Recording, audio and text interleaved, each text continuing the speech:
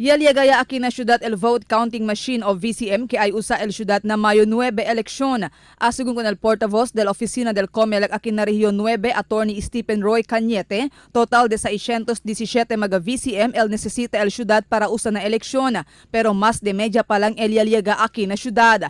Ta-antisipa segun sila que liaga el otro pa batch del mga VCM intendido para na syudad de Zamboanga na otro semana. For Zamboanga City, we have 305 machines. Dumating sila nung Tuesday, kasi every Tuesday yung pagdating ng shipment ng to go. And that is only for District 2.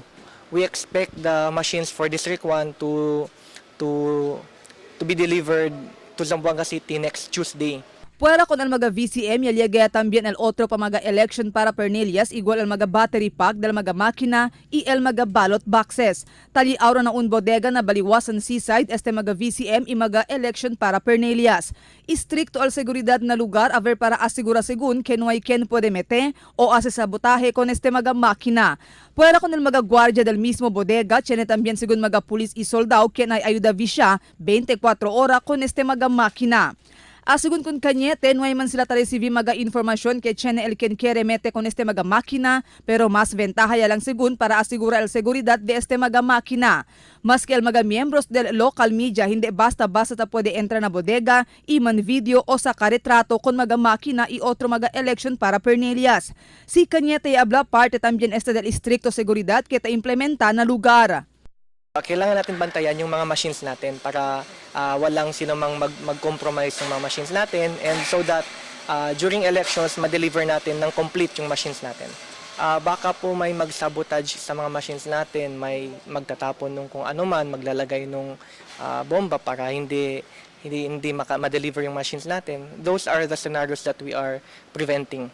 Dahil sigun instalaw el mga memory card na mga VCM, iya asigura si Cañete kay no ay palaman este mga memory card. Ay tiene también sigun final testing and sealing de este mga makina antes el día del eleksyon para chequea si limpio ba el mga memory card y no hay problema el mga VCM. Durante el final testing and sealing ay chequea también si enbonamente ba el mga battery pack de este mga VCM. Asigun kun Cañete, kapable sigun funciona el mga battery pack de 12 ora en tal kaso man ay tiene blackout durante el día de eleksyon. That is precisely the purpose of the final testing and sealing of the machines. Yung schedule po natin sa May 4 and May 5, depende na po yan sa mga barangay. Yung mga malalayong barangay, unahin natin. Doon po natin malalaman, yung teachers natin is well-trained, alam nila kung paano gagawin yung final testing and sealing, and may mga watchers naman po. Makikita ng mga watchers na walang laman yung makina natin. Mientras tanto, y habla si Cañete, preparó ya el COMELEC aquí na syudad para el conducta del Mayo 9 eleksyon. Marifita Mayo, Dateline Zamboanga.